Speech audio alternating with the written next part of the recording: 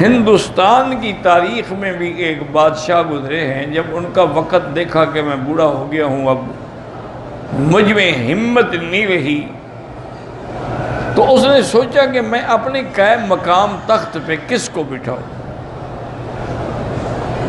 کوئی ایسا آدمی ہو جو میرے تخت پہ بیٹھنے کا لائق ہو اور لوگوں سے انصاف کرے، اور جس کو کوئی ہم، کوئی غم، کوئی پریشانی نہ ہو۔ اب مجھے ہموم ہیں، غموم ہیں، پریشانیاں ہیں۔ تو کہنے لگے اچھا، ایک تاجر ہے جو میرا ہمسایہ ہے، بہت بڑا تاجر ہے، بڑا پیسہ ہے، اس کو تو کوئی غم نہیں ہوگا نا، میں اس کے پاس جاتا۔ اس کے پاس آئے گا، السلام علیکم، حال احوال کیا۔ کہنے لگے بھائی الحمدللہ آپ کا اتنا بڑا آپ کو کوئی پریشانی تو نہیں ہوتی؟ کہا پریشانی؟ مجھے تو رات کو نیند ہی نہیں آتی۔ انہوں نے کہا تمہیں کیا ہو گیا اللہ کے بندے؟ انہوں نے کہا کیا ہو گیا؟ جب سے اللہ نے مجھے دولت دی ہے سارے رشتہ دار میرے مخالف ہو گئے، ہر وقت مجھے جان کا خطرہ ہے، تم کہتے تمہیں غم ہی کوئی نہیں ہے۔ بادشاہ نے سوچا ابھی یہ بھی تو بندہ کام کا ثابت نہ ہوا نا۔ اب ان کے دماغ میں خیال آیا کہ یہاں پر تھوڑی دور ایک دھوبی ہے جو کپڑے دھو کے روٹی کھاتا ہے، اس کو تو کوئی غم نہیں ہوگا نا، اس کو کیا غم ہو سکتا ہے؟ ایک مزدور آدمی کھانا کھایا، مزے سے سو گئے۔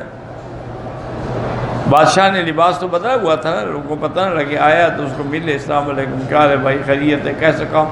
انہوں نے کہا جی بات جو اللہ نے لکھا ہے، صبح کو گٹھر اٹھا کے لے جاتے ہیں دریا کے کنارے پہ، وہاں سارا دن کپڑے دھوتے ہیں، پھر سکھاتے ہیں، پھر واپس آتے ہیں، پھر استری کرتے ہیں، بس روٹی چل رہی ہے، الحمدللہ بچے بھی کھا لیتے ہیں، ہم بھی کھا لیتے ہیں۔ آپ کو کوئی غم ہے؟ اس نے کہا یار غم بھی کوئی مجھے نہیں ہوگا تو کس کو ہوگا کہ میں اتنا نہیں کما سکتا کہ بچوں کی روٹی پوری کر سکوں، تو مجھے غم نہیں ہوا تو تمہیں غم ہوگا۔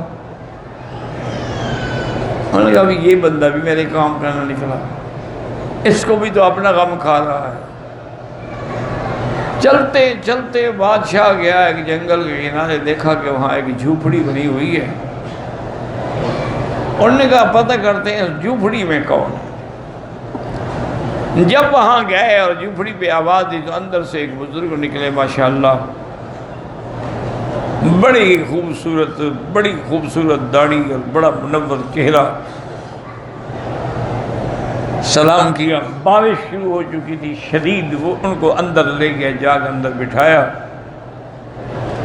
اور اس نے کہا کہ جی اب میں آپ کی کیا خدمت کر سکتا ہوں؟ انہوں نے کہا خدمت کی ضرورت نہیں ہے، بہرحال تمہیں یہاں پر دیکھ کے مجھے بڑا ترس آیا ہے کہ ایک جنگل ہے، جھوپڑی ہے، کوئی رہنے کا ٹھکانہ نہیں، کوئی رہنے کا مسئلہ نہیں، میں تو ایسا بندہ ڈھونڈ رہا تھا کہ جس کو کوئی غم نہ ہو۔